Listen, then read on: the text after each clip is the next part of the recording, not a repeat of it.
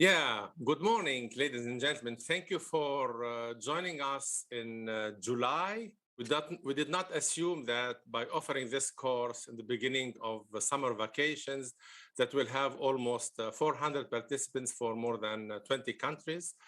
I'm grateful for the organizers to have done this rapidly, and I'm really happy. So since yesterday, I'm on holiday, so it is the first day of my holidays. I'm doing hard work.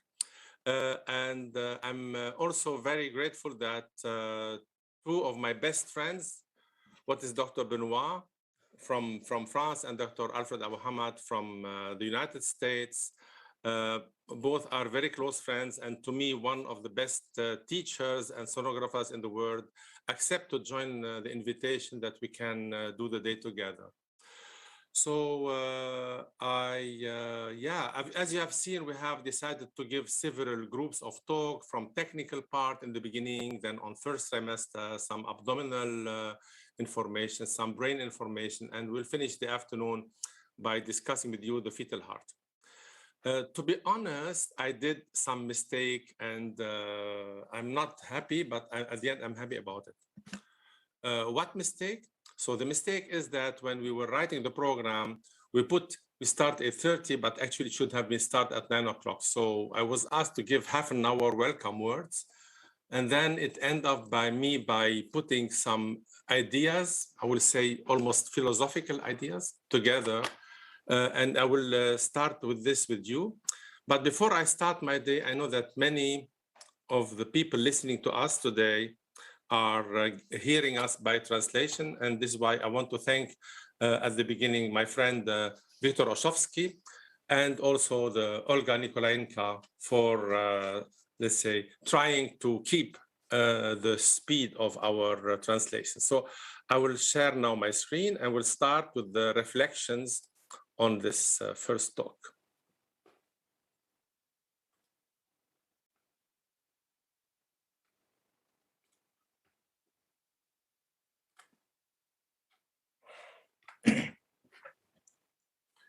So actually, this wisdom could be for the late afternoon or evening. And let's go back to 1 year BC. BC is not before Christ, but before Corona. And it was in Kiev in December 19. I was giving a pre-course, and I was giving next day participating to the very nice meeting in December. And then after that, I discussed with Tanya Tikhomorenko, who's organizing this course, and with my friend Victor, who's doing many of the translations. And they said it would be great if you come one day and you give us a complete course. So I said, okay, we can do it. And I will try to invite some friends, but it's really difficult to find it, especially with the age of Corona. So this is where the idea was born, to have a one-day course. And I'm very happy that the two friends accepted my invitation, and we'll do this together. And I will call this course, just at the beginning, the ABC course. ABC stands for Abuhamad, Benoit, and Chaoui. And it will be like a dictionary where you can find many things. You expect, all of you, at the end of the day, to become an ultrasound specialist. And let me work with you on what is an ultrasound specialist, how to become an ultrasound specialist. And it is also an experience of more than 30 years of work, and Benoit and Abuhamad the same. So if you put our experience together, all three of us, we have 1 century of experience on ultrasound. We have experience on ultrasound before there was any ultrasound.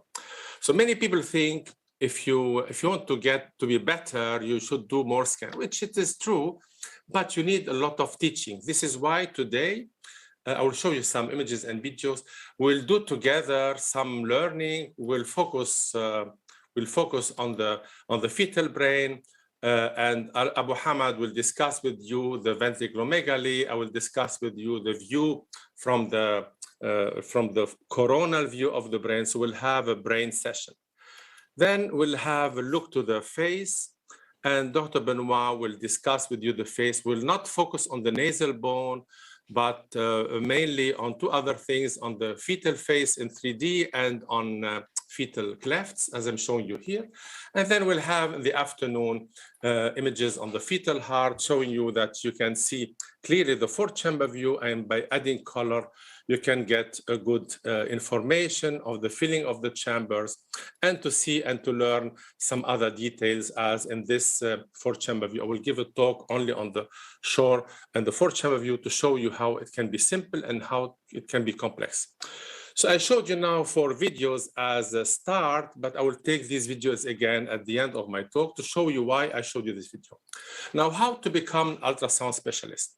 Well, this is an interesting question, and I cannot give you an answer, but I can give you some thoughts. First of all, please, you have to keep in mind that your ultrasound image, the good ultrasound image, is going to be the key for your diagnosis. So let us start with a case. This is a journal with a case report, and I will magnify one image.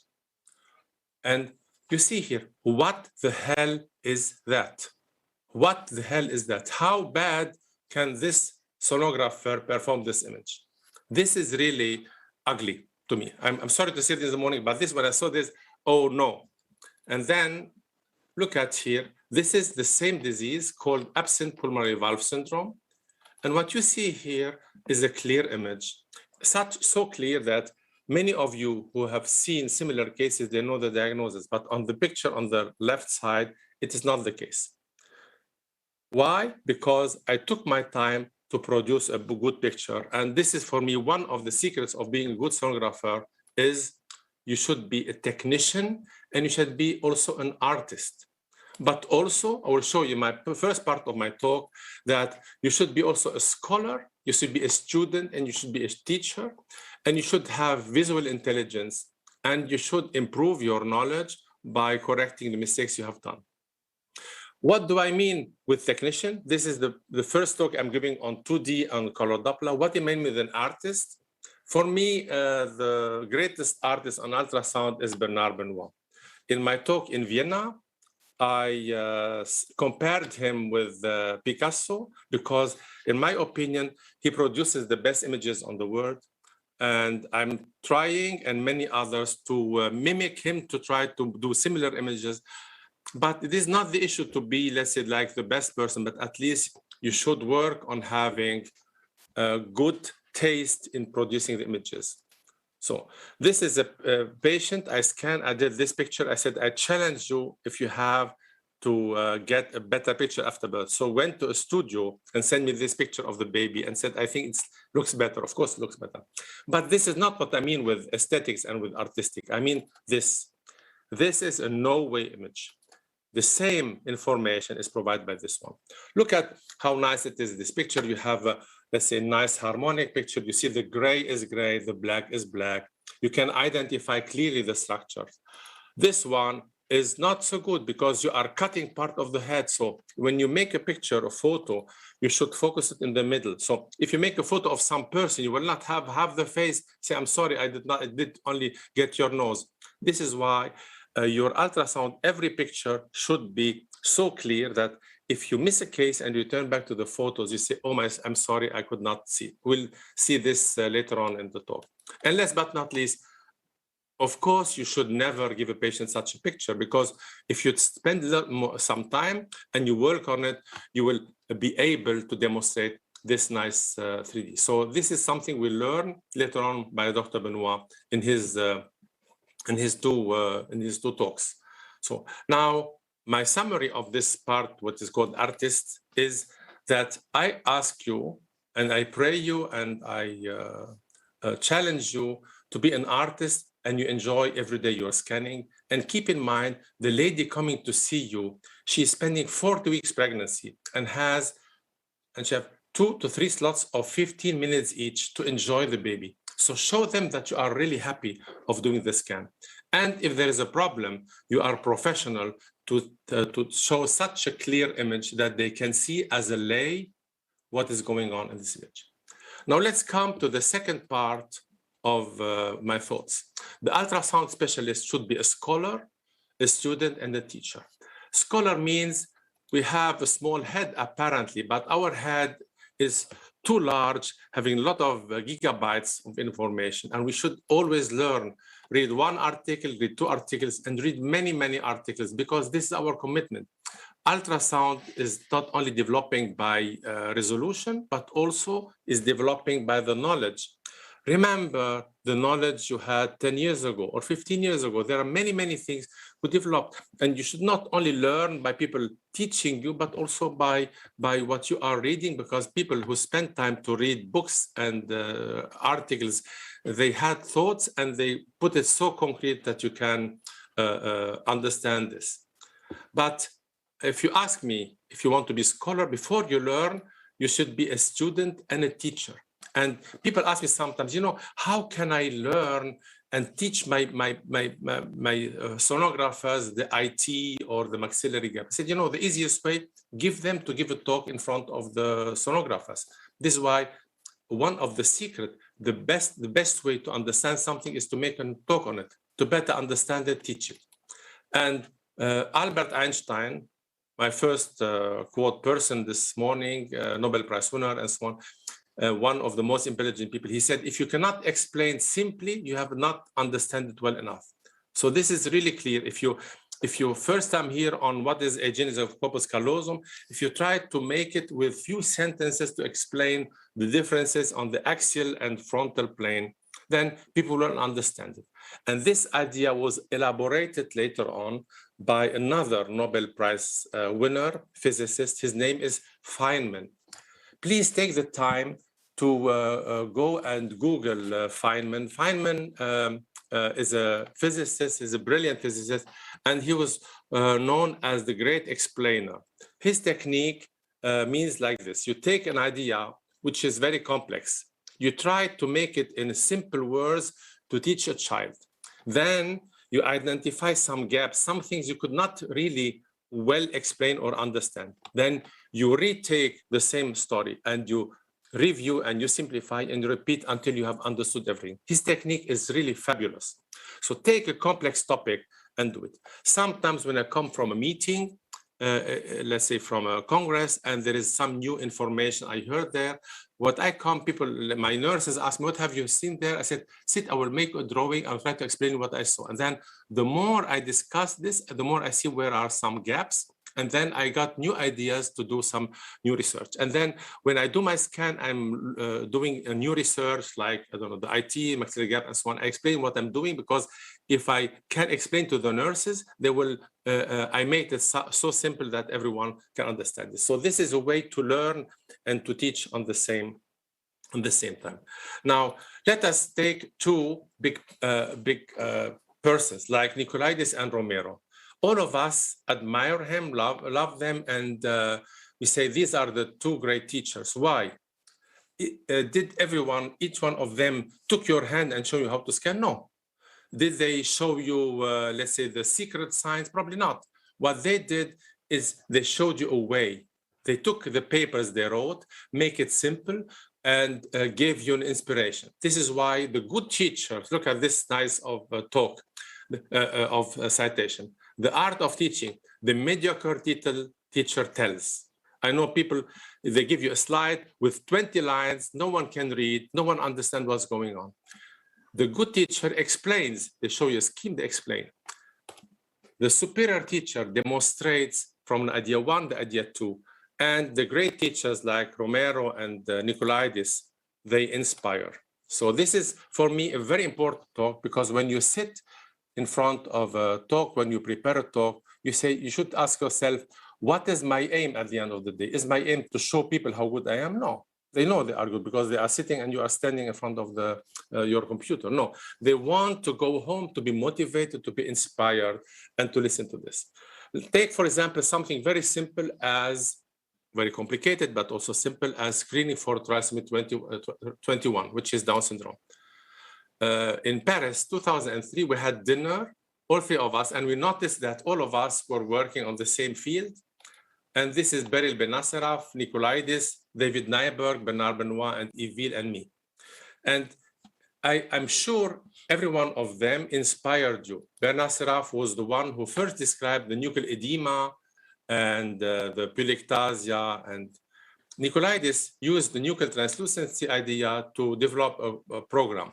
David Narberg worked also on soft markers like hyperechogenic bowel. Yves showed the nasal bone and how it is absent in Down syndrome.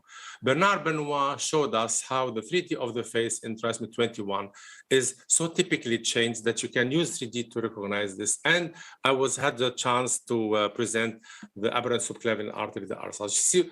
So these people did not go to your room and show you how to scan, but they inspired you to take the idea and to try to use it. So this is why, interestingly, every specialist is the best student. And in my experience, I see often, let's say, experts sitting in the first row and to learn from us. And I do the same for others, more than middle-level specialists. I tell you some story. It happens to me occasionally. When I was once in India, there was a middle-level specialist who was also flew from abroad. And after his talk in the morning, said, okay, bye-bye, Rabbi, I'm going now to have sightseeing and so on.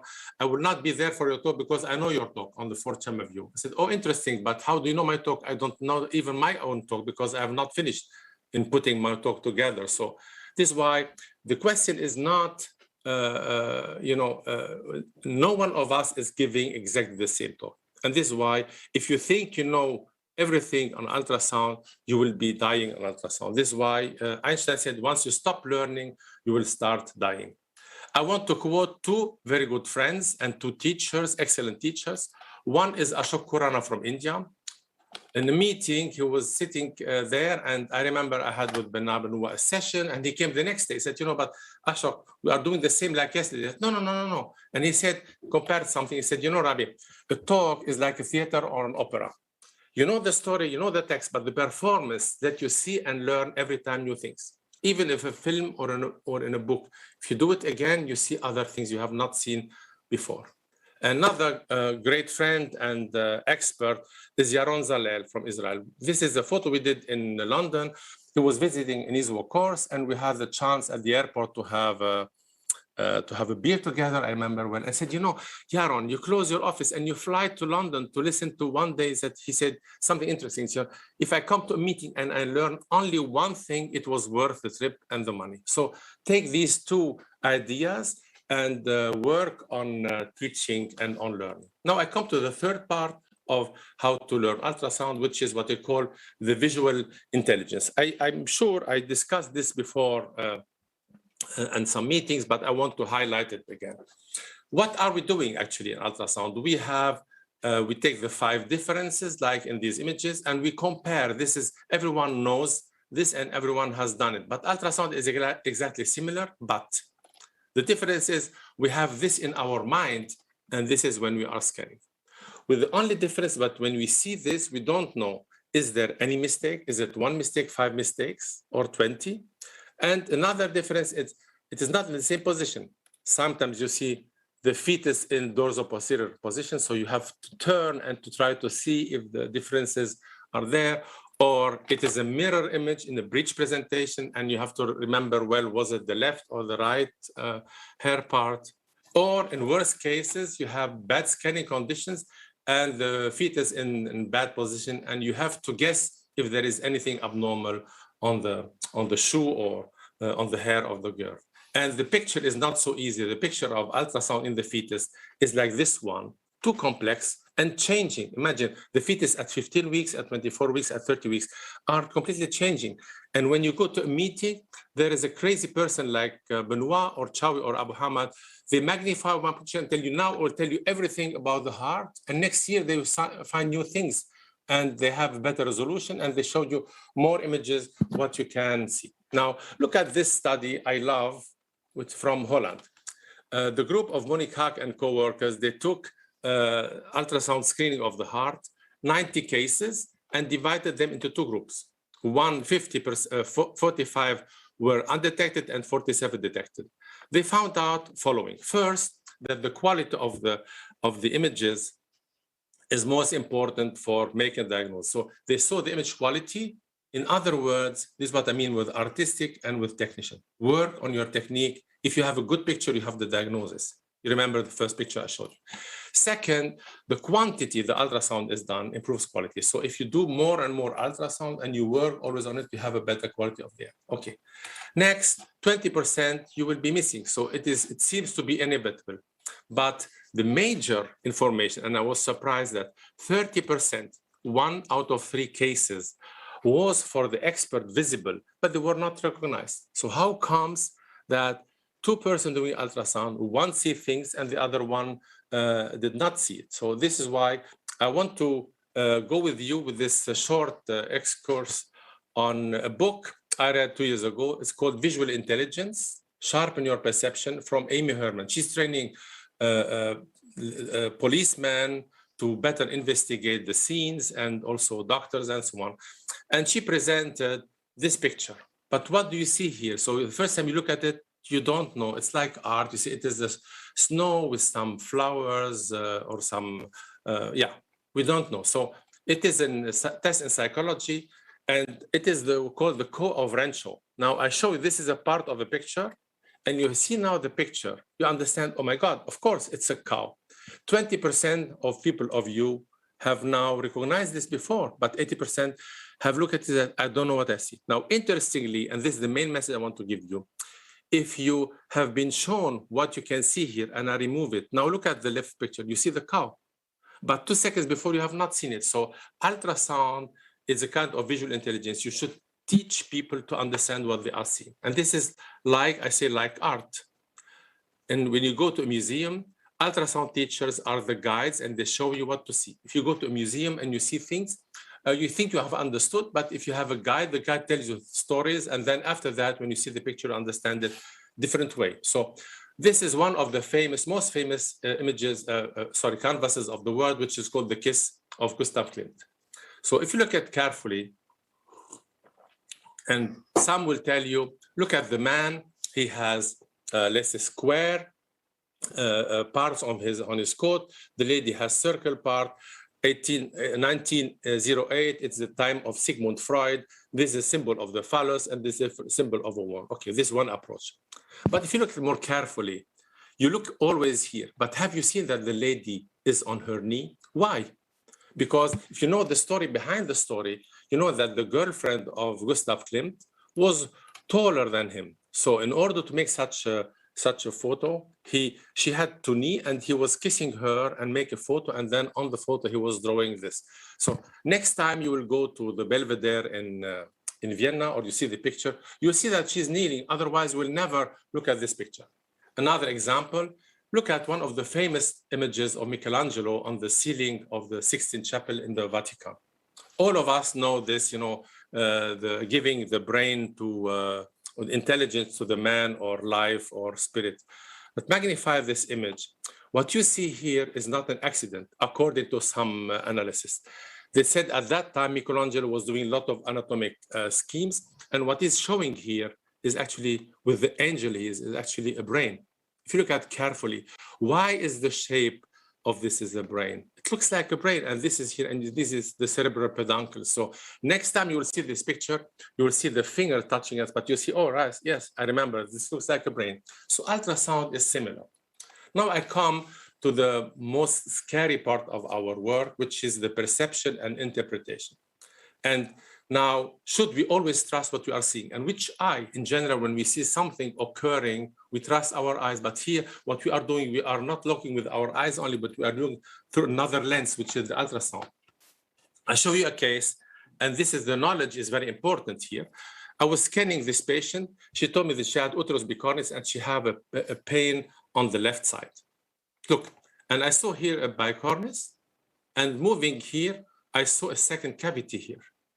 I said, oh my God, there is a cyst in the pelvis. But moving to the next picture, I was surprised that when I saw here the fetus, I saw also another moving fetus here in the pelvis. My diagnosis was sure, because this is what I was assuming, I was expecting.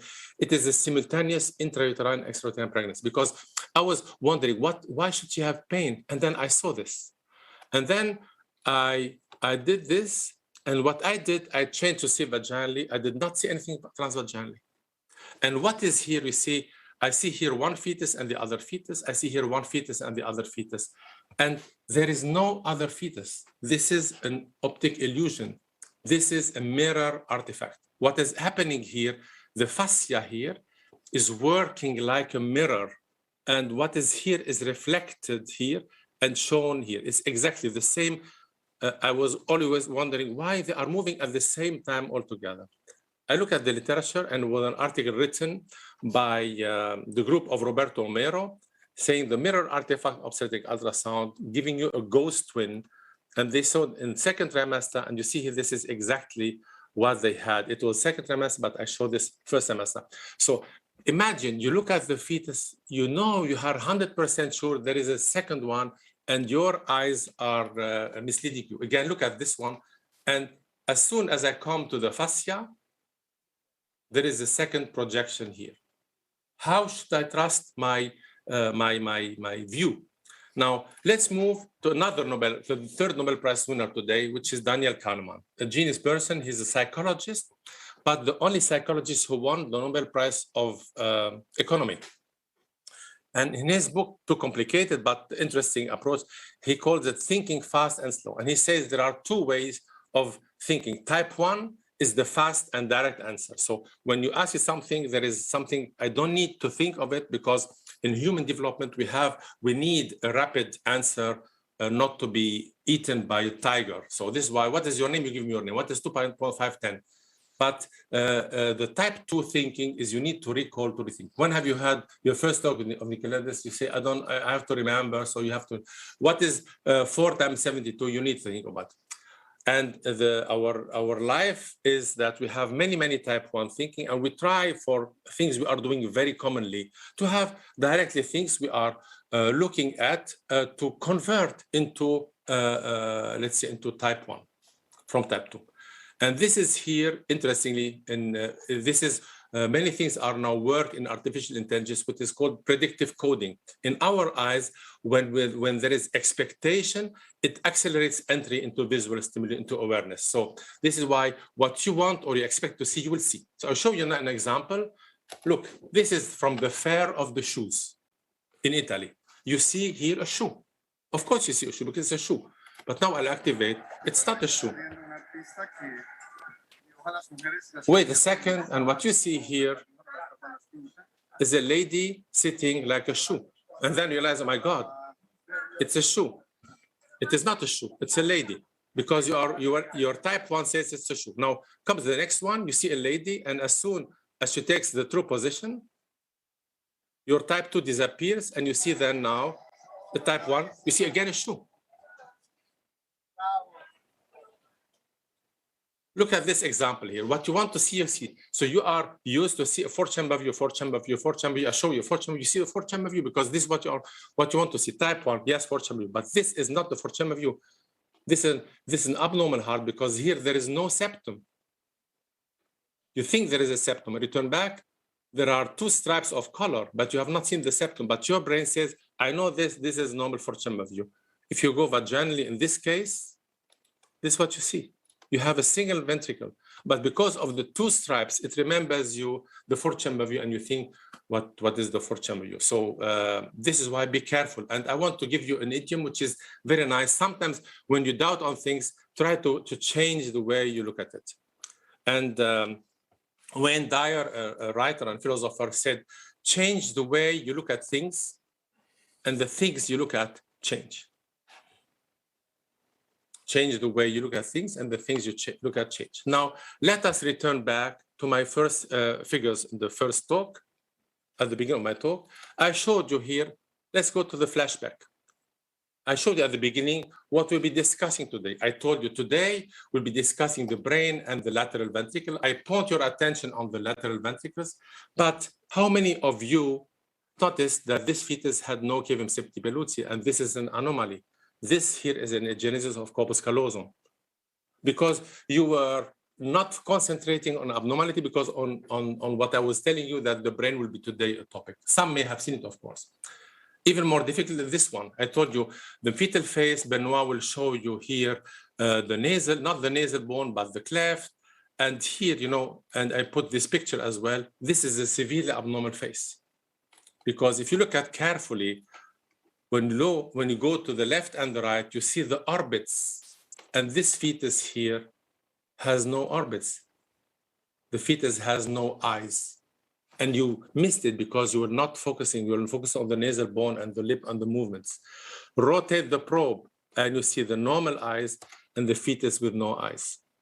And Benoit, I saw him, he jumped when I saw the picture because the face, in normal face, they are bulging, the eyes. In anophthalmia, you don't see them well. So even picture in front of your face, if you're not prepared, you are not aware, you may miss them. This is why you should train yourself of working on this.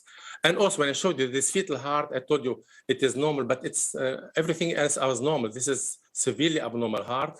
The color Doppler gives you a wrong impression. I will magnify this. And this heart is an inverted ventricles because on the left side, you have a right ventricle. It is an AV inversion. And the color pastes two chambers and you think they are normal.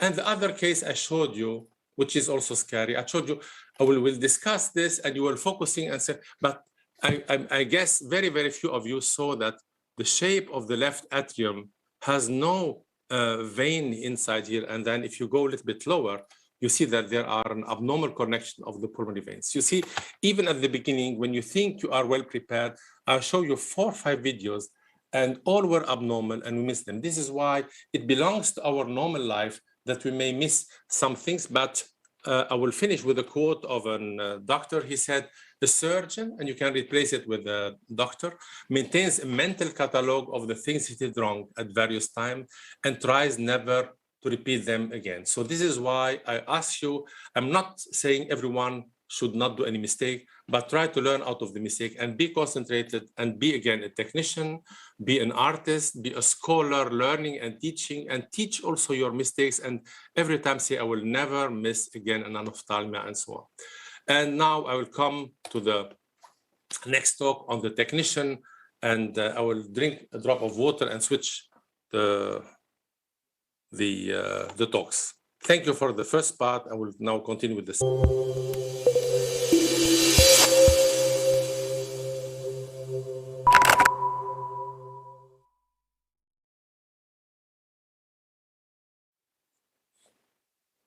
Thank you. Now I come to the second talk. I will be speaking now on how to get to the best image on 2D and on color, but since the whole day will be full with nice images, I'm not going to spend a lot of time on these things. And I will ask you if you have any questions, please, let's say, write to us questions that we can try to answer them. I told you at the beginning that if you want to have a good image, you need to choose the correct transducer. You look at the architecture of the image, not cutting left and right, and to understand how to change the presets. It's difficult to come to your place and to work with you to show you how to do it. And but roughly speaking, it is a combination of 3 parts. The image display is very important because what you see is at the end you're guaranteed to have a good or bad diagnosis, and you should understand what are the knobs for. But sometimes I think the easy way to teach people this is to compare machines and other tools of imaging. So your system can be simple like a laptop, it can be sophisticated and complicated, it can have one transducer, it can have several transducers, but also think of it, it is like photography. So if you have a small photo camera or you have a sophisticated one, the quality is of course better, but the sophisticated camera can be even better if you add the different lenses. So the different lenses for a camera are the transducer. Sometimes if you don't know how to make photography, you ask yourself, why do these people need a lot of lenses? With one, I'm okay. Similar people doing routine ultrasound, they say, I don't need a lot of transducer. I have one abdominal and one vaginal. But now let us compare 2 things. The first one is I'd compare the 2 cameras I'm using. One is the iPhone or smartphone, and the other one is the camera. So when do I use which one? This here was a couple of years ago in the garden. My son, my daughter, he had birthday and she was putting nice things over him. I think for these purposes, an iPhone is enough because you have excellent quality, and this is why you need for a routine scan, normal probe. You don't need the sophisticated probe. But if in the evening I want to make a photo of the full moon, I see only the information full moon. If I want to see more details, I need a high resolution probe, lens, camera. So the same moon, or not the same moon, but some days later, with the other camera, with the Nikon I have with a long lens, I was able to produce this picture with my camera. So in other words, an ultrasound on routine, you may need something simple, but as soon as you need more information, you go for high resolution. For example, a linear probe abdominal way, or you change from abdominal to vaginal scan to have a better resolution. So it depends when do you need this high resolution. So keep this in mind. This is why I'm using 4 to 5 probes at the same time. I'm changing the whole day several times. So this is not, let's say, on a talk, but I'm always challenging to have the best image because sometimes you need the details. So what are the criteria for choosing transducer? Sometimes it's easy to handle. If you have a small hand, you will not prefer to have a large 3D probe. Image quality is essential for me, resolution. But if you have let's say a fat patient, you may not need to use the high resolution because you will not be able to see all the details. You want to see at least quite okay all the details. But as soon as you have a corner where there is a good picture, then you can change the probe. And it is also the subjective taste of the image. So there is no best probe, there is no best image. It is always depending, like food, on what you expect to do. Now, let's say, for example, the heart, if you take probes with different frequencies, 3 megahertz, 6 and 9, all three show the four-chamber view. But if you look at carefully, you have more details you can see in the lung and on the septum and on the ventricle and on the interventricular septum. Here, you have on the left side, you think it could be a VST because you don't have enough resolution, but here there is no. So this is one aspect. But roughly, in general, if you have a fetus like this, thick abdominal wall, anterior placenta, and very deep lying baby or heart, then you will use the low frequency probe. If the baby moves up and it's close to the abdominal wall without the placenta, then I will go for a higher probe. This is the first part. Second part, we should keep in mind that the resolution, the probes, they have a very many information and many details, and this is why we have many artifacts. So you'll be using a lot of filters to reduce artifact. The problem is that these filters, they may eliminate also normal information. So this is why you may see often VST where there is no VST. And this is why I will not cover in details this.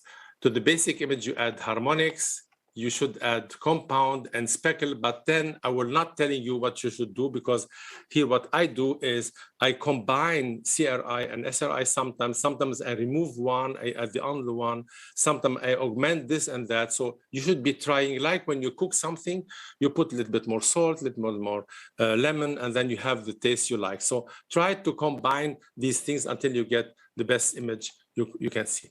But in general, you need two general presets. One is the typical heart preset. You have a narrow angle, you have contrast image, you have fast frame rate. And the other one is for obstetric ultrasound, when you can see all the details. So now let's move to some images I like. So this is, for example, when you check for the face on grayscale, this is the profile where I have good information to see, and I will always try to have a nice view in the deep with a nice black fluid to be prepared for a 3D. And here, if I want to look at the face from the other perspective, I told you why before, then you can see here the view to the eyes, to the tongue, the ear, and you see here clearly the palate, very well seen with this high resolution probe. Or if you look at the brain and the CNS, you have here the cavum septi pellucidi, and getting a mid-sagittal view, you can identify the corpus callosum and the nice cerebellum and the conus modularis. So this is here for me a good quality image I'm doing. So for getting high resolution, look at here. If you need sometimes a high resolution, you can go and get a parasagittal from the or sagittal, exactly sagittal, the position of the esophagus, because you have adjusted to have a highest resolution possible and you can see it clearly. You don't need to see it on every fetus, but the day you want to check the esophagus, you know how to deal with. And then you see here the difference between the lung and the liver and between the lung and the thymus. So this is why you need to work on the details of the grayscale. And last but not least, here you see the heart, the four-chamber view, and the different planes of the heart.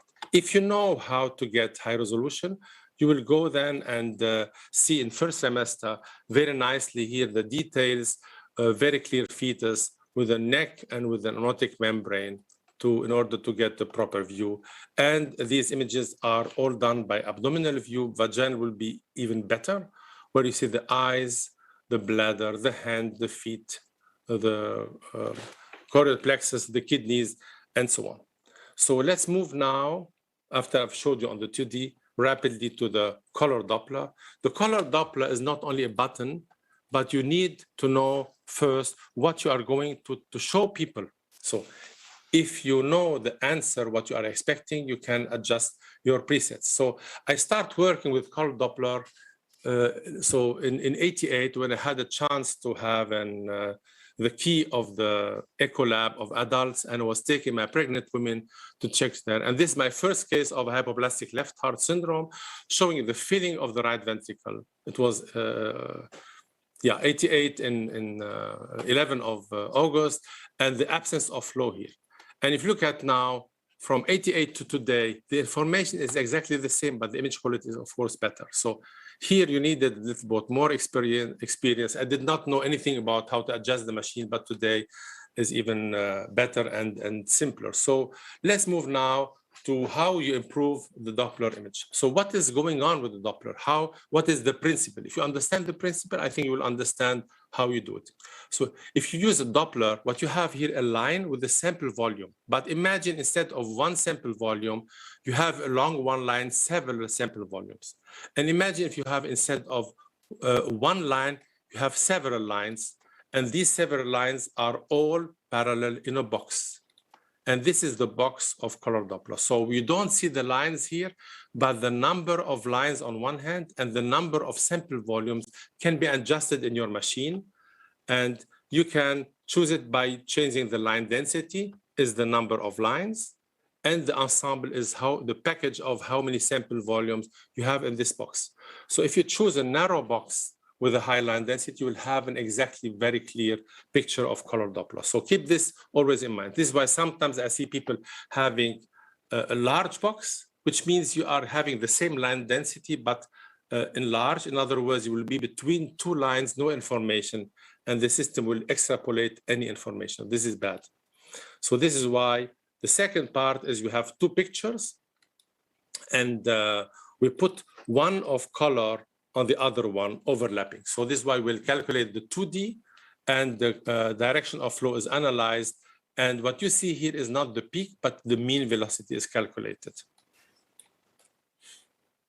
Now, if you see here this example, if you have a large box, the system has 11 images per second. If you choose a narrow box, you have 39. So by only changing the size of the box, you have 39 images per second, which is a better speed, and you have a better image recognition.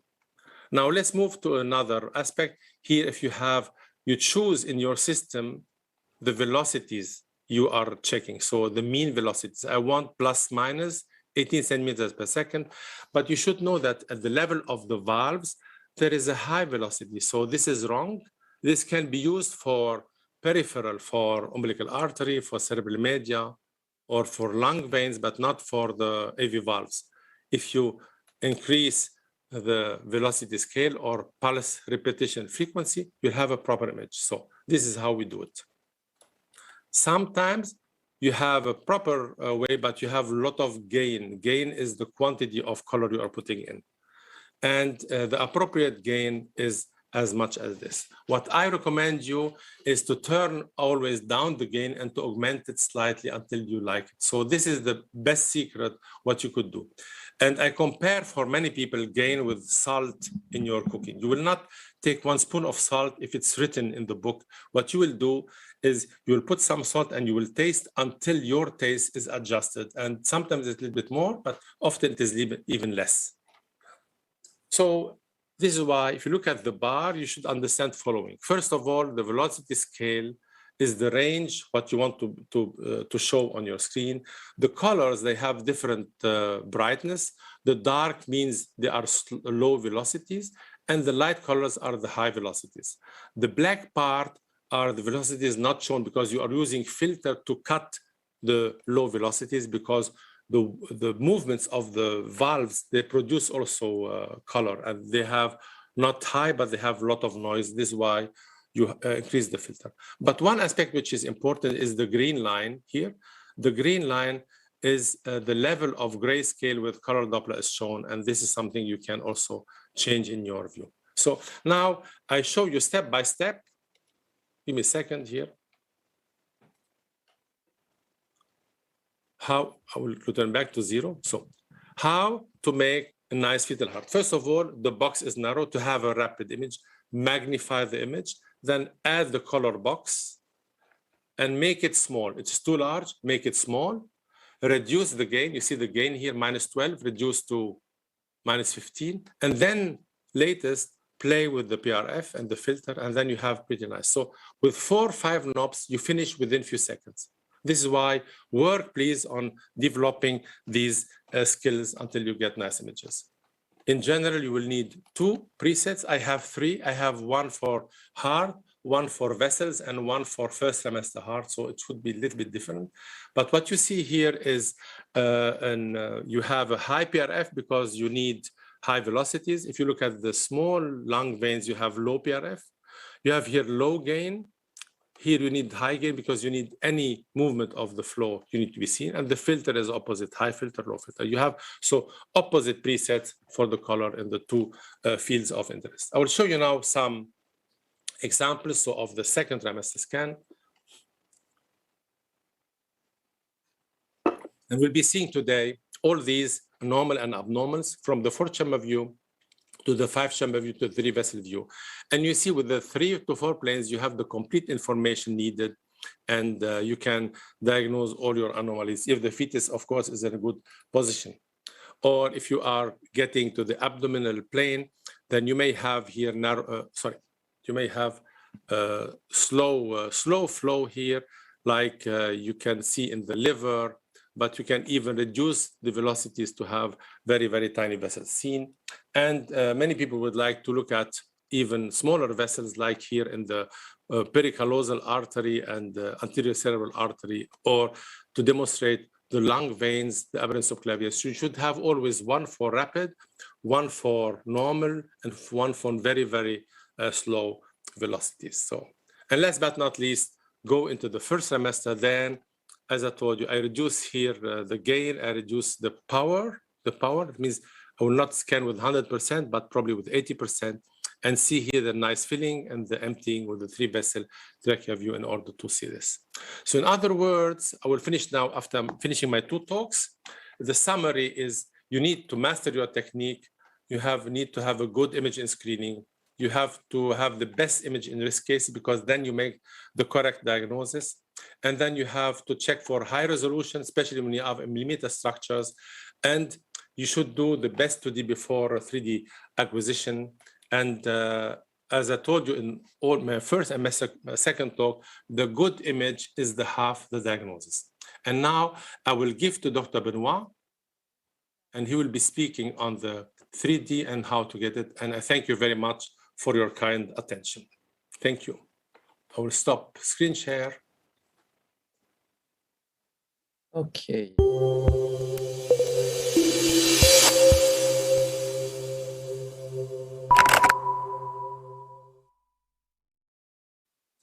Hello and good morning, ladies and gentlemen. So it's my turn now to present something on the ultrasound, and especially on how to get the most of the 3D tool. First of all, the 3D is not a new technique. This was the first prototype of a probe. It was 50 years ago. That means it's a long time ago. But this probe was more than 2 kilos, and it was not possible to use it on a practice, clinical practice. And the idea of 3D at the beginning was to obtain, with one scan, to obtain the 3 dimension.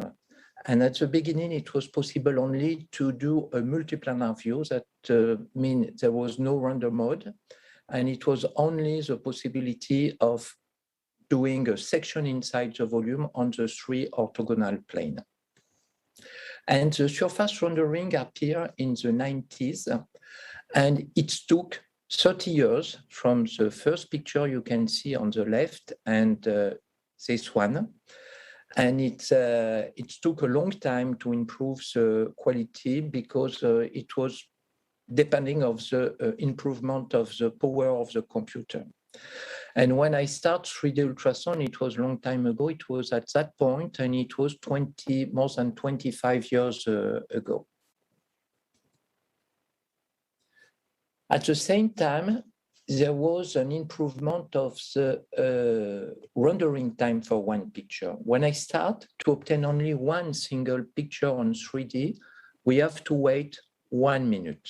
That means if you want to do a video cine sequence, it took a lot of time. And in 2020, now it's less than 1 second to obtain one picture. And also it's possible to have less than 1 second, especially when you use 4D, that means real time. And this is 4D. 4D, it's 3D, real-time 3D. When I start, it was 1 volume per second, and the video, it was really a jerky video because only 1 frame per second. But now with electronic probes, especially, it's possible to move to 6 to 10 volume per second. So it's really a real time.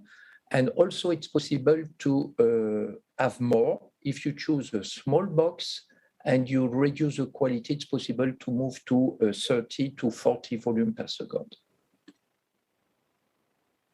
Why do we have to use 3D?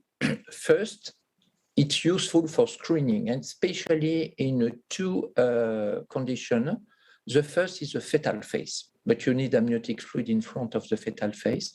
And also it's really useful for the examination of limbs, because especially in the first trimester of the pregnancy, you can show the complete fetus and you can see on one single picture the 4 limbs with 2 hands, with fingers, and the 2 feet. Why we have to use it also? Because in case of malformation, you have a more demonstrative and informative picture. That means you will do a more accurate diagnostic. And this also, it's important. It's more easy to explain with 3D. When you have, unfortunately, a malformation, it's more easy to explain to the lady and the other doctor with a 3D picture. And if you do 3D, you will improve your 2D understanding, because when you start to use 3D, you will think in 3D, and after you know exactly how to perform a good 2D section when you are doing a 2D ultrasound. 3D is a Swiss knife of ultrasound. That means you have many, many tools. But the only problem, you have so many tools, and every year you have new tools. So you have first to know all these tools. Second, you have to know how to use it. And also you have to know when you have to use it. Because on one fetus, you will never use all these tools. You will use maybe 1 or 2 tools on one fetus. And how to obtain the best 3D? To obtain the best 3D, and already you saw it on the first lecture, it's to start with a perfect 2D picture. That means you need the black, really black. You need to have a nice contrast resolution. And when you have a nice 2D picture, you can start, do the acquisition, and the result will be perfect in 3D. And when you do 3D, it's not so difficult, but you have to keep in your mind that you have 3 different steps. The first step is the acquisition, and the acquisition is the more important because if you start with a bad acquisition, you can do nothing with the volume. The acquisition, you can do it in 3D, in 4D, and also you have a special acquisition for the heart. The name is cardiostic, and you can do it with or without color Doppler. Visualization, you can look at the complete volume. Inside the volume, you can do a 2D section inside. You can play with the thickness of this section. This is a tomography. The name is VCI. We have different render mode. And also we have many, many, many tools. And I will see with more detail. So first, the acquisition. This is the acquisition with 3D. That means you will have one sweep and you will obtain a nice 3D rendering here of the fetal face. And with 3D, you have the maximum of quality. And the time for acquisition is always between 2 seconds to 10 seconds. It depends on the level of quality. With 4D, the quality is a little bit less, but there is a continuous sweep. That means the probe will run and do a continuous sweep, and it's better with electronic probe. And the frame rate with mechanical probe is between 2 to 5 volume per second with a good quality, but it jumped to 10 volume per second with the electronic probe.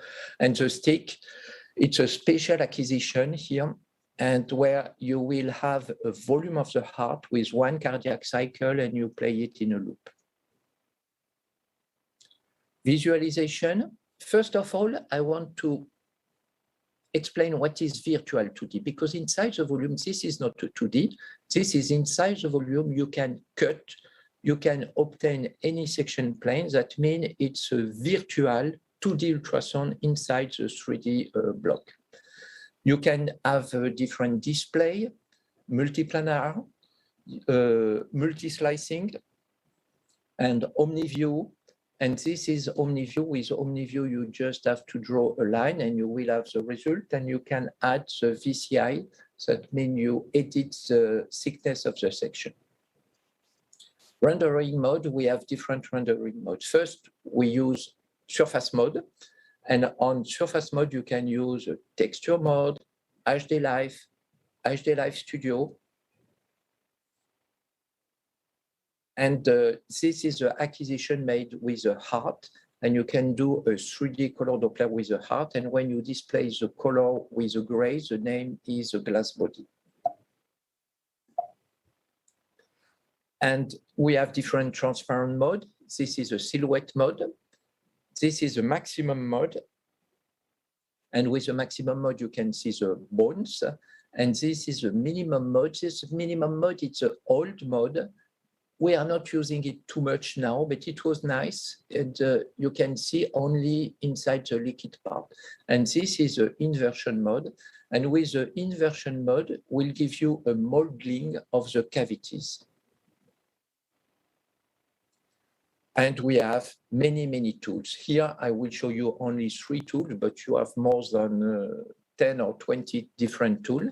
This is Magic Cut. With the Magic Cut, you can cut a part inside the volume. This is the color Doppler, and we remove only the gray. And also you can remove only, you can cut and remove only the color. And it's why when you look at some picture, you say, wow, it was fantastic picture, but how we did it, I use it a lot of Magic Cut when I do my picture, because you have always something to remove. And this is a vocal. With vocal, you can do volume measurements. This was a placenta, but placenta, you can do it in the 2nd trimester, but not later, because the placenta is too large and you cannot fit it in one volume. And this is a Sono AVC. With a Sono AVC, it's possible to have automatically the volume of the organ with liquid part. So if you want to use 3D, in fact, you will have a tool for each organ, and sometimes you will use more than one tool for one organ. First, the face, you will use surface mode.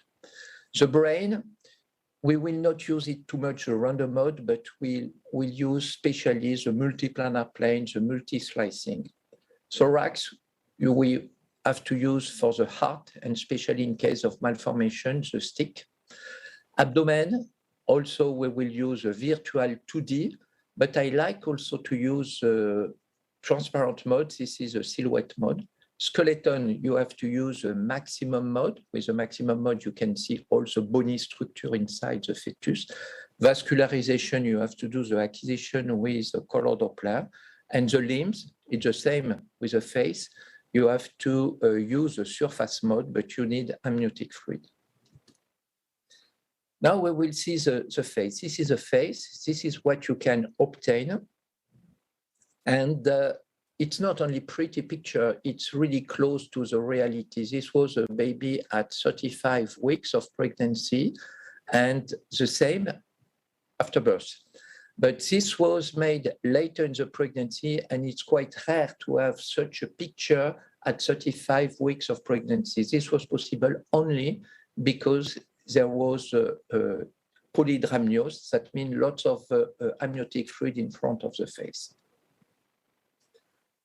And the problem when you do a 3D rendering, and especially because a lady is looking at the screen, is the umbilical cord, because you have to remove the umbilical cord sometime.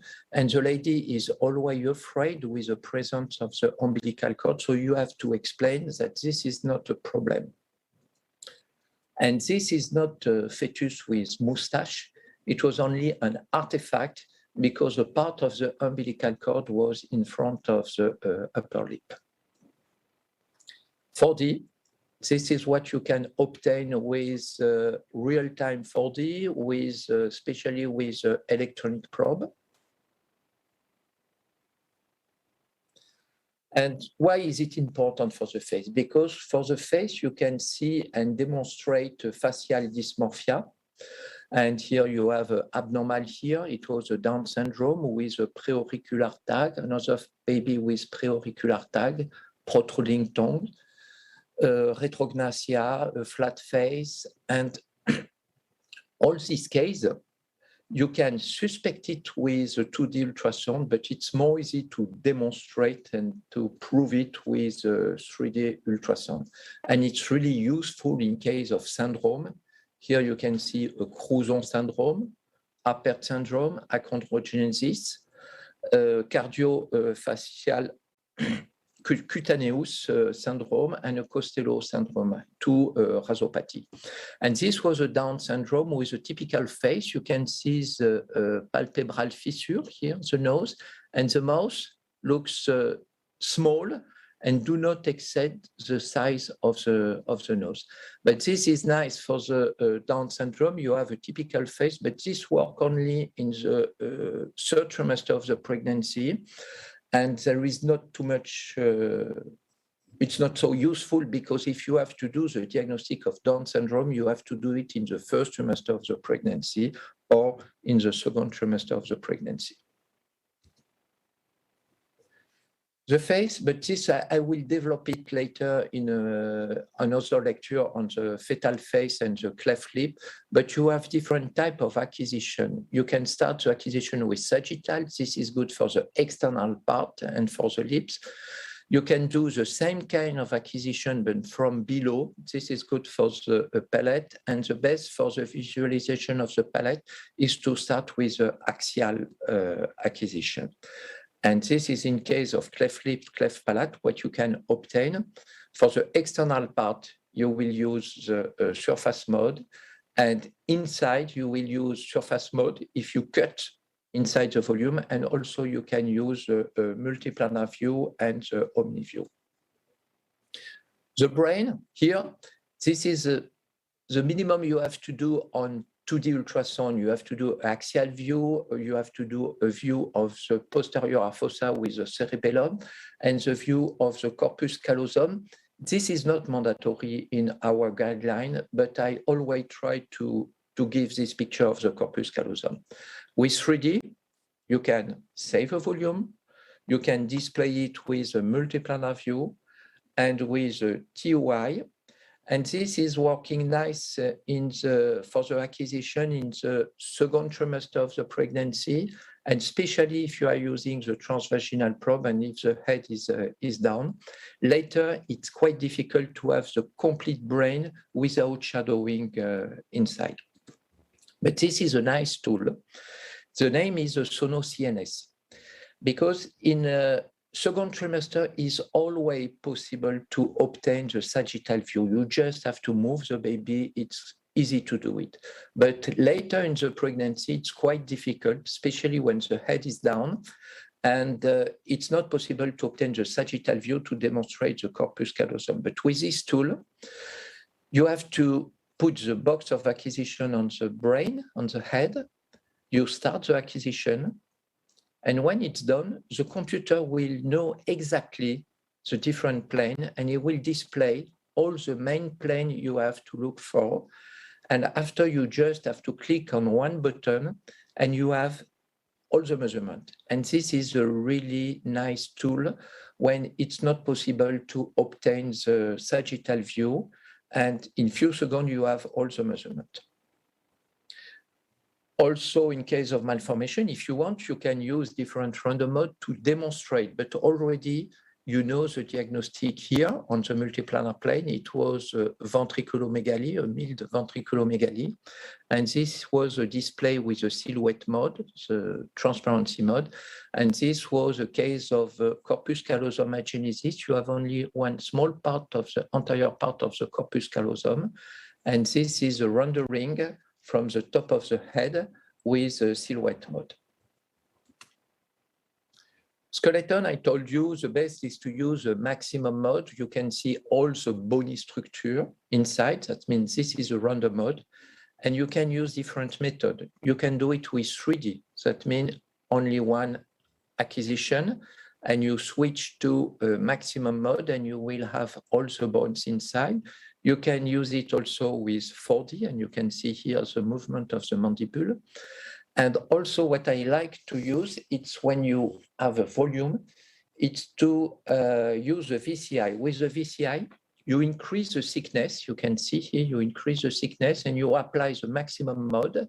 And I always use thickness when I want to look at the bone between 15 and 20 millimeters. And this is really helpful for this skeleton, this maximum mode for the skull view. You can see all the part, and this you cannot do it with 2D ultrasound. So, and here you will see the nasal bone and the fontanelle.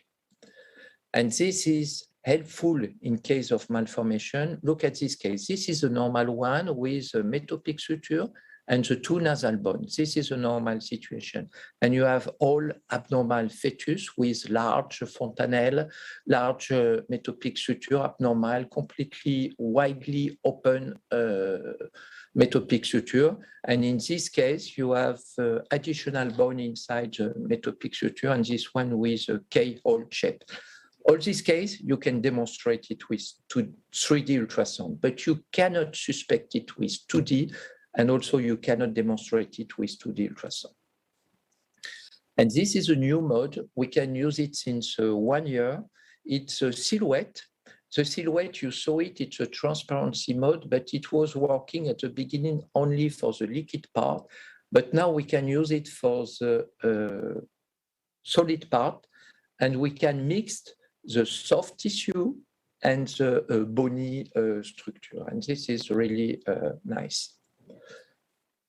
Abdomen, mainly I will use acquisition of one volume, and I will use a virtual 2D inside my volume. But you can also use surface mode. This was a case of ascites. How to obtain this picture? Just you have to use the magic cut. I told you I always use a magic cut. And you remove this part, the abdominal wall, and you will have a nice view of the liver, intestine. And this was a duodenal atresia. And this is a multiplan. And with the use of sono AVC, with the sono AVC, you just have to click on one part here. You click and you will have the rendering of the stomach and the duodenal dilation. And this is a gastroschisis. It was possible to use surface mode because the intestine was outside of the abdomen, and this was made around 22 weeks and later in the pregnancy, and you can clearly see the difference between the small intestine here and the colon.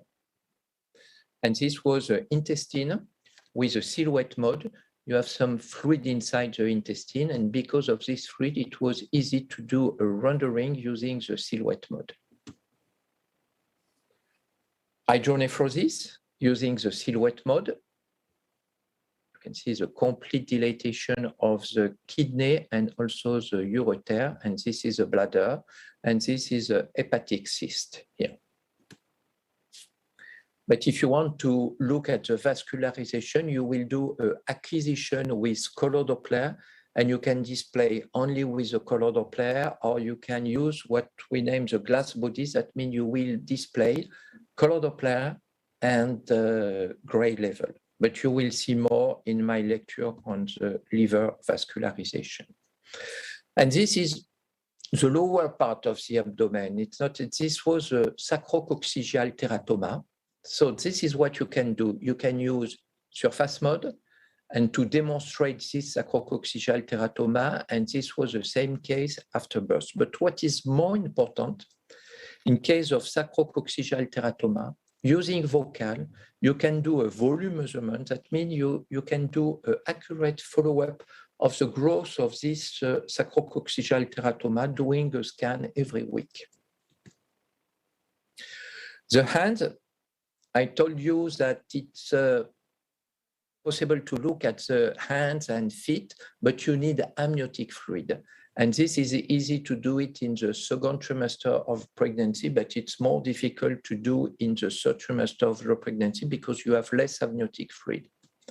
But in such a case, if it's difficult, what you can do, you can switch to maximum mode.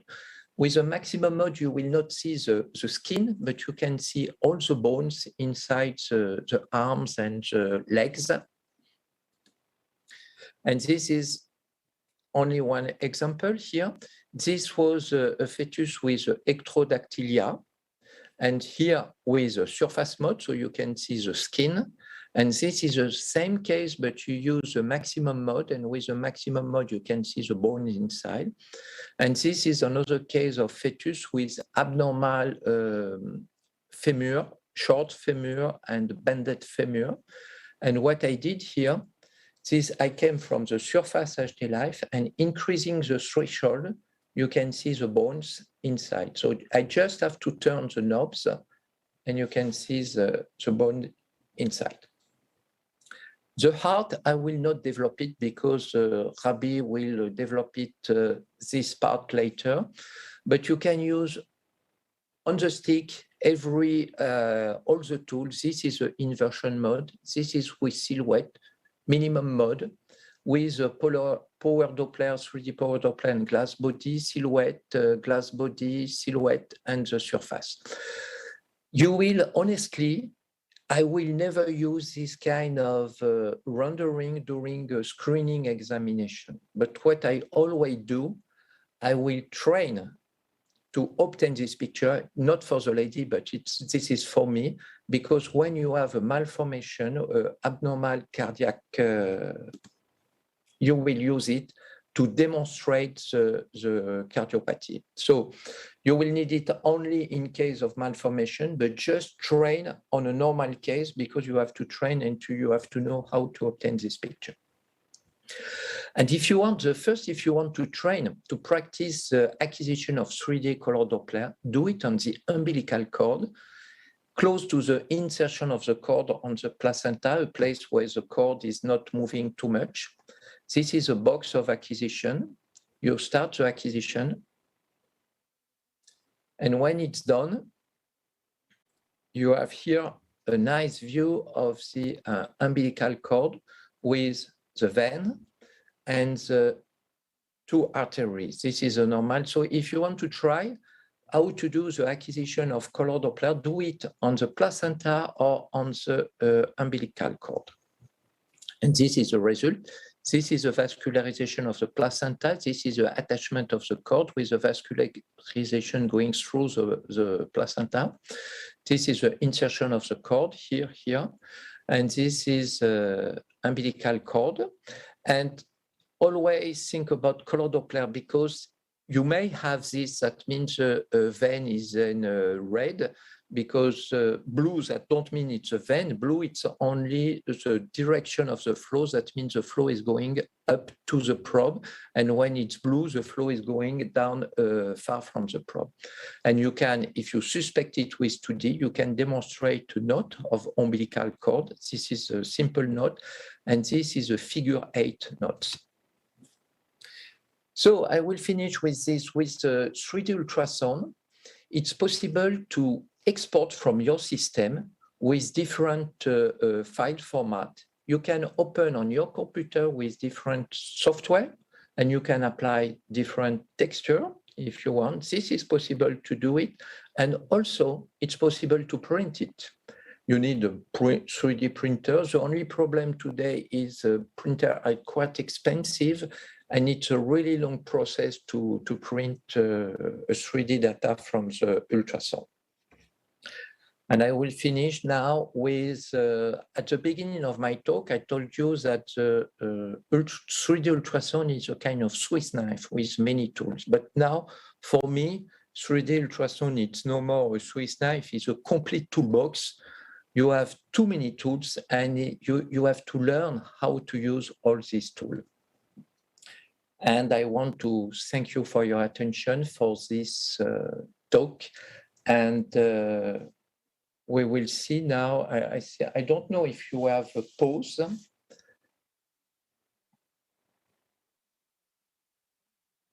Where?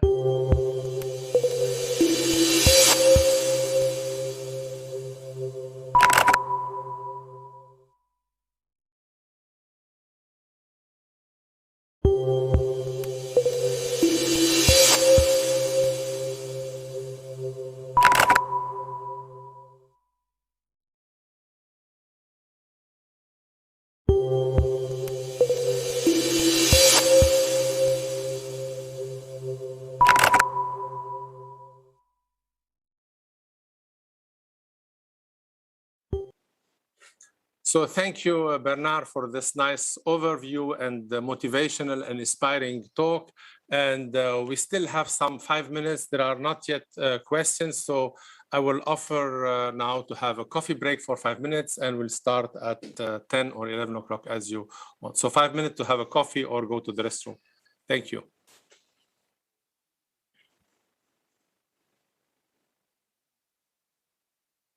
On n'est plus en... So thank you, ladies and gentlemen, and we continue now with the next session, which is on the first semester screening, and I will be speaking on some, let's say, short overview and give to Bernard to show you the possible future. So I will say my talk is on beyond the nuclear translucency, because today we are not any way on the way of mainly focusing on Down syndrome or aneuploidy screening, but we use the first semester ultrasound as an anomaly scan. We perform invasive procedure on the CVS. We can perform preeclampsia screening, and I guess the future will show us more. But how did this 11 to 13 weeks develop all over the years? So what happened here is that I remember in the early 80s, there was a CVS developed in Italy by Brambati and in China, and giving us the possibility to see an abnormality or to get earlier the results of an invasive procedure. We have the development of a good resolution ultrasound abdominally, but mainly transvaginally, so you could see what you are checking.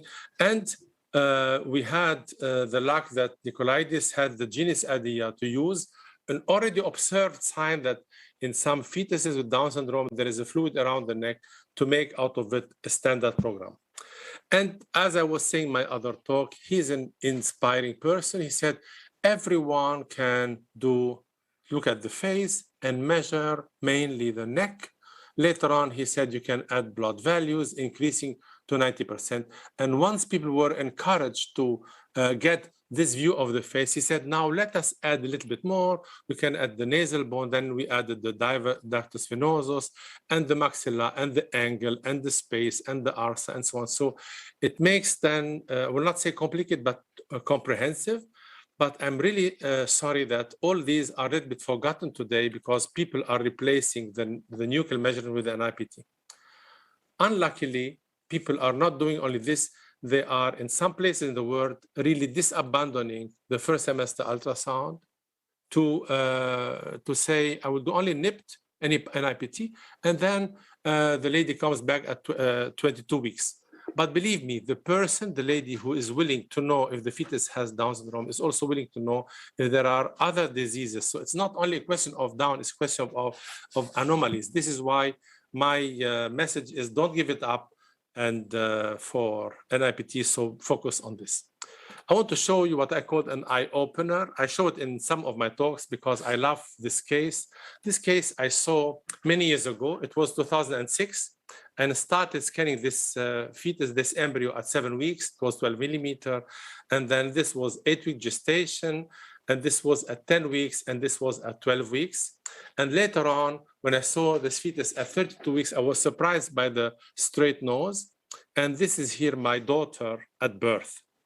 And this is here exactly the same nose 11 years later. So what I want to show with this case is that for my wife and for me, it was important to see as early as possible that everything is normal as possible. And this way, I started working intensively on the first semester scan because I see many people telling me the same. I want to know as early as possible before other people know that I'm pregnant. And from this experience I was having all over the years, I now changed and decided I want to share my experience with others to inspire and motivate others. And this is why I decided with Dr. Abuhamad to write a book, and I see it's also translated into your language so that people can have access not only to talks, but also to detailed scan.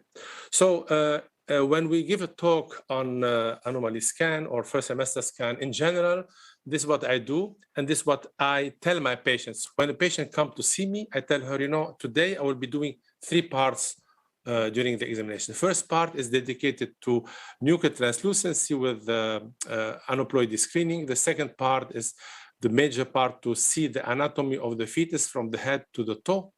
And the third part, we can calculate the risk for conditions if you have a previous cesarean section or the Doppler to calculate the risk for preeclampsia. Some patients tell me, you know, but I had an NIPT already. So, okay, the first part will be eliminated. I will measure the neck, but I will not calculate the risk, but I will focus on the 2 other parts. So it is not a synonymous anymore for aneuploidy screening. And then when I give a talk on first semester screening, I think let's go back to philosophy, like in the first talk. And it's always the same discussion. We have the yin-yang. The yin-yang means of first semester, things which exclude each other but complete each other. Are we going to scan only high risk or also low risk patient? Should we do the one glance check or we do systematic examination? It should be both. Should we scan transabdominally solely or only transvaginally or both? I would say both.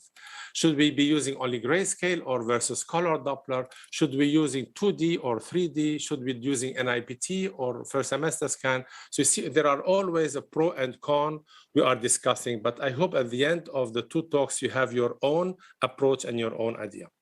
So if you ask me all over the years, how are the anomalies detected in early gestation?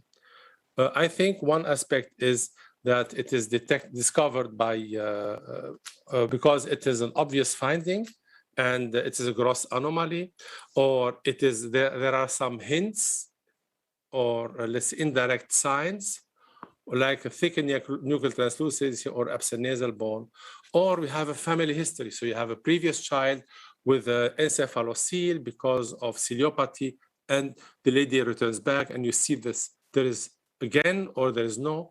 And because you have experience in all the fields of 3, you will have a next patient coming knowing that you are an expert, and she wants a systematic examination with a no a priori risk, and you are surprised to see the spina bifida or something like this. What are the anomalies directly detected? You know, like me, that these conditions, anencephaly, ectopia cordis, hydrops, omphalocele, megacystis, and holoprosencephaly are obvious findings which can be seen. Now, if you want to get let's say beyond the obvious findings, you need a good scan. And this is why the secrets of success in first semester is number one, best image. Number two, best image. And number three, the systematic approach. So work on a good image and on systematic approach. Why systematic approach? I'll tell you an example. In first semester, you don't have anhydramnio when there is no kidneys. Second trimester, if there is no fluid, you think there are no kidneys. In first semester, you have the fluid. So if you don't seek for the bladder and for the kidneys, you will miss this condition. The same for the lemon and banana signs. So it is not the same examination on a small fetus. It is a complete other examination. And this is why you should know what you're looking at. This is why I think one of the main messages of my talk today, and we'll repeat it several times, is do it systematically. Go step by step. So, and in our book, we decided to dedicate one chapter, chapter 5, only on how to perform this examination.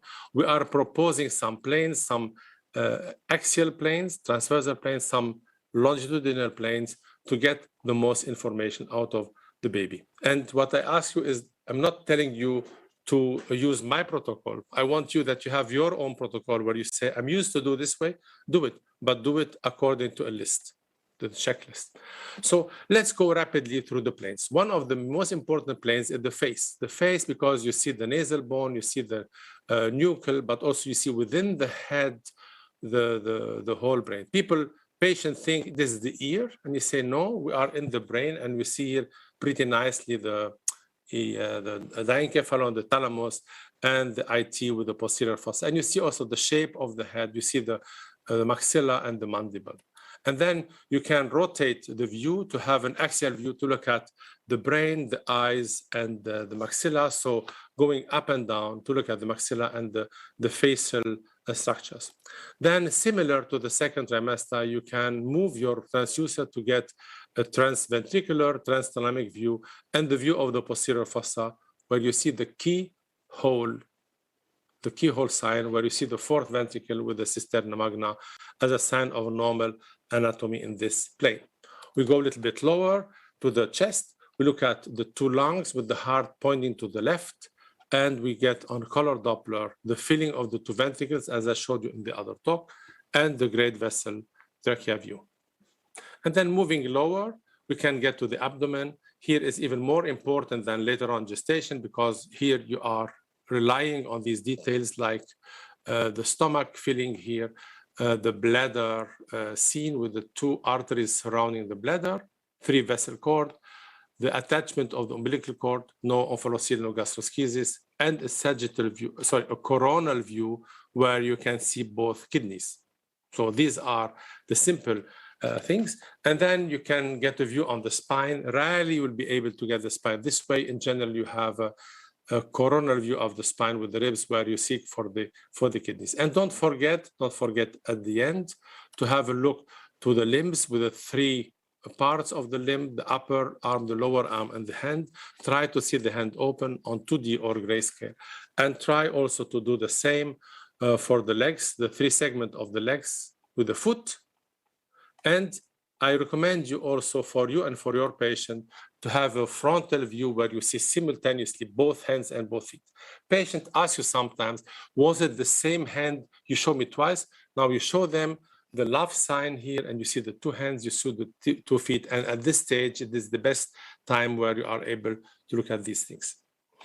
Before I move now to some typical anomalies, let me show you some data and numbers and statistics.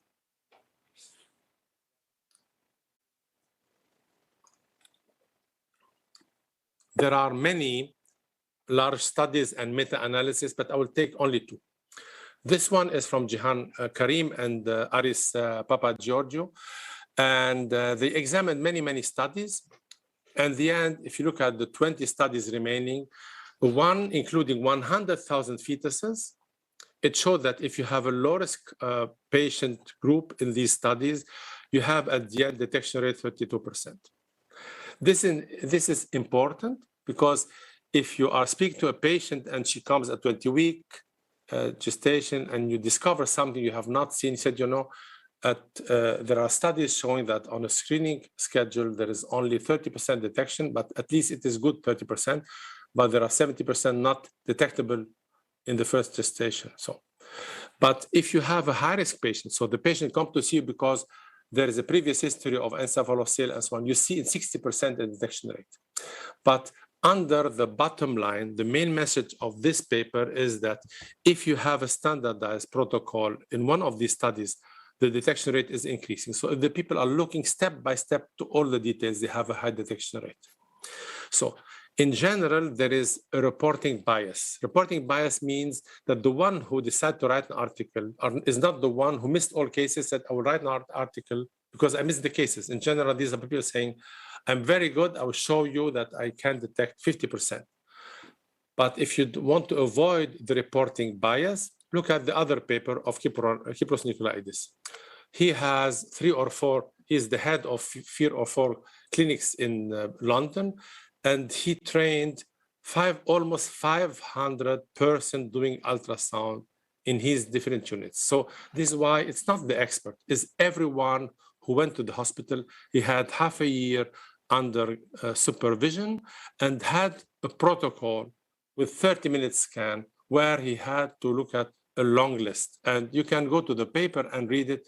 And they were doing 98%, almost all transabdominal. And then they were able to detect in this large group of person who never saw many cardiac anomalies, but were obliged to look at the heart, at least 30%. So you see 500 out of the 1,600 cases, so almost 30% will be diagnosable in early gestation, even in non-expert hand, by following a protocol and by having a good supervision. So in other words, remember, the second part is important, that use a standardized examination where you look at the different structures, as I was telling you before, and you will be succeed. Now, let us finish in the second half with the different anomalies of the organs. So let's go for the brain and spine. You see here the anomalies, which can be well seen. It's like anencephaly, holoprosencephaly, spina bifida, encephalocele, abnormal posterior fossa, ventriculomegaly. And you can imagine I can give a complete 1-hour talk on all these conditions. Of course, I cannot today. So rapidly, the one glance view is exencephaly with anencephaly. So you see here the brain floating. There is no forehead. It's absent. Holoprosencephaly, the allobar one especially, is the lack of the separation of the 2 hemispheres. And 75% of the cases, 3 out of 4, they have abnormal chromosomes. In general, 60 trisomy 13, trisomy 18, or triploidy. Now let's move to the early diagnosis of spina bifida, one of my major fields of interest, together with Dr. Benoit. And here we have proposed 10 years ago or 12 years ago some new science. We were saying, let's say the idea was not to train people to seek for something complicated. We say, you know, you are anyway checking the nose and the neck on every fetus. Why don't you stop and look at the posterior fossa? Because in fetuses with open spina bifida, the fluid here cannot sustain. It will anyway disappear since the beginning. So it will be reduced and the brainstem will be posteriorly shifted because there is no fluid here, and it will be almost obliterated. You see, it's almost close.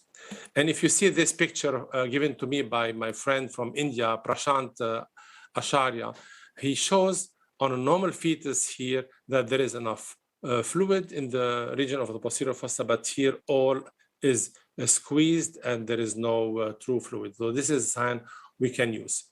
So in other words, what can be done here, you can have a measurement of the brain stem, and the distance between the brain stem and the occipital bone is larger and there's fluid, whereas in fetuses with open spina bifida, the brainstem is thickened because it is downward displaced and there is a shorter distance.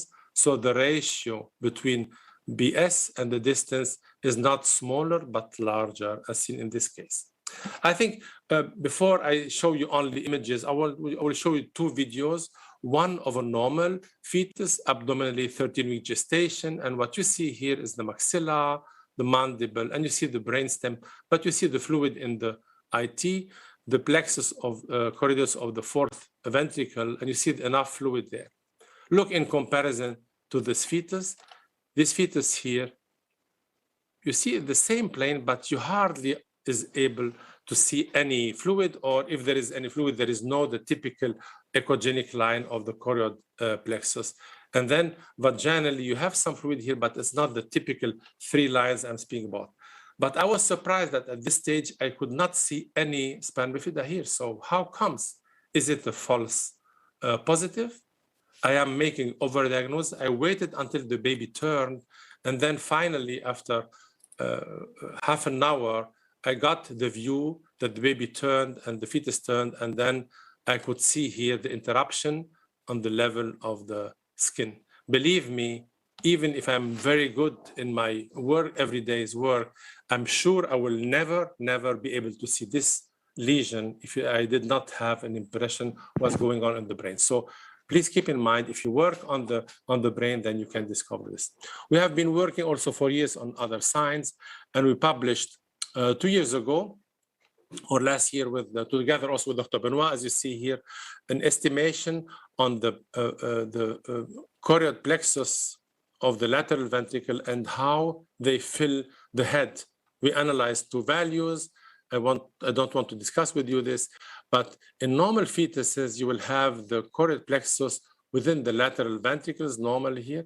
And in spina bifida, because of the fluid disappearing from the head, it appears that the choroid plexus is almost filling the whole head, with 2 exceptions. Either you are after 30 weeks plus 1 or 2, or if there is a trisomy 18, it has some fluid or more fluid. Otherwise, it looks like a dry brain. And this is also a simple sign which can be used. And there are other signs, and you see here on a video clip.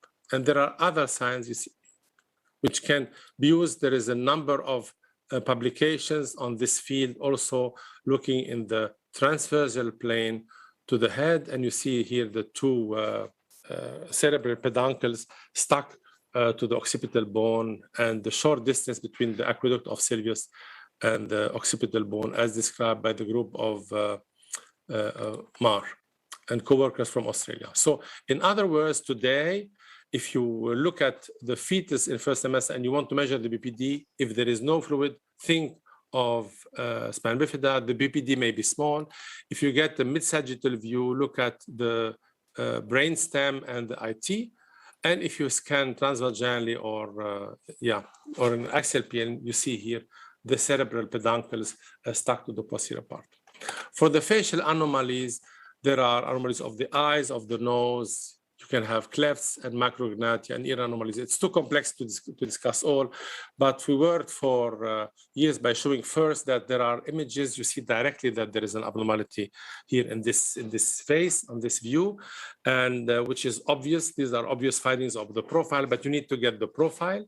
And what we worked also, we published some years ago to say, in this view, similar to the idea of the posterior fossa, you see also the maxilla. And if there is a cleft, there is an interruption of the maxilla. And this is here what you can see. This is normal maxilla, but you have a gap in the maxilla, you have a gap in the maxilla. So if you look at the face and you move from the left to the right, you may see an interruption of the maxilla as a sign of a maxillary gap, as a sign of a cleft. Now, I will not discuss the heart and the thoracic cavity because in the afternoon, Dr. Abuhamad will discuss the first semester heart. And on the level of the gastrointestinal system, we have mainly the abdominal wall defects and the intra-abdominal cyst.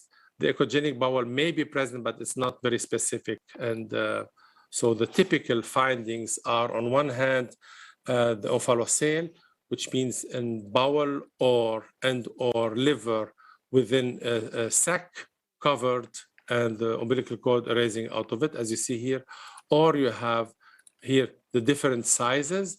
If there is a liver content, which means there is mainly liver in the sac, it is large, but it has less risk of having aneuploidy, chromosomal aberration. On the other hand, if you have a small defect, and you think, oh, it is so small, don't worry. This is the group which are typically associated with chromosomal anomalies and severe syndromes. Similarly, with the gastroschisis, may be difficult to discover because you think first it looks like an umbilical cord, but the umbilical cord is never so echogenic. And typically, this is not associated with the chromosomal anomalies, but rather found in young women. For the urogenital system, the main finding in megacystis, it's difficult to discover renal agenesis or renal dysplasia. And this is why when you see the bladder full, you measure the bladder in its longitudinal aspect, and it should be less than 7 millimeter. If you have larger, you should divide it into two groups. One is between 7 and 15, and the other one more than 15 millimeters, because this has impact on outcome and on associated findings. So if you have less than 7, it is normal. If you have more between 7 and 15, it is, let's say, moderate megacystis. More than 15, it is a severe megacystis. In this group, in the middle one, you have 20% aneuploidy, you have 10% uropathies, but 70% disappearing, returning to normal, whereas the other group is either severe renal disease or is aneuploidy. So in general, the prognosis is very bad if you have more than 15 millimeters. So you see this case here, 12 weeks, a megacystis some 9 millimeter, and then disappearing at 14 weeks and 18 weeks appearing absolutely normal, even if you have here this keyhole sign. On the other hand, this severe one, the bladder looks larger than the baby itself, so they have, in general, very bad prognosis, especially that they are associated with abnormal kidneys. I will come to the end and say only one word on abnormal skeleton in the first semester, one being focused on it can be localized, affecting the spine and the limbs, but it can be also part of a skeletal dysplasia. So a localized one is radius aplasia, for example. If you see radius aplasia, it can be typical with this combination with omphalocele photoreceptor 18. It can be part of factor sequence. TAR is a thrombocytopenia absent radius syndrome, Holt-Oram syndrome, Fanconi anemia, and so on. But we can also have polydactyly, typically found in trisomy 13 and ciliopathy and others, but also other skeletal anomalies associated with the short femur length. I wished I would have time to discuss with you all possible skeletal anomalies seen in early gestation, but in our book, we have put a table where are the one we can see, I will not say easily, but you may see in early gestation. And as you see, achondroplasia is absent because you cannot see in early gestation. So before I finish, I want to be also critical again. There is a pro and con of what we are doing in the first semester. What is the pro? The pro is the advantage. When you see an anomaly very early, you give the patient enough time to be prepared, to have discretion when decision-making, so they may not tell friends that they are pregnant and they can decide to terminate pregnancy if they want. If they want to perform genetic testing, we have enough time to have karyotype, array, or exome sequencing. It takes sometimes 4 or 5 weeks to finish all this stuff. And you can have, let's say, time for counseling patient.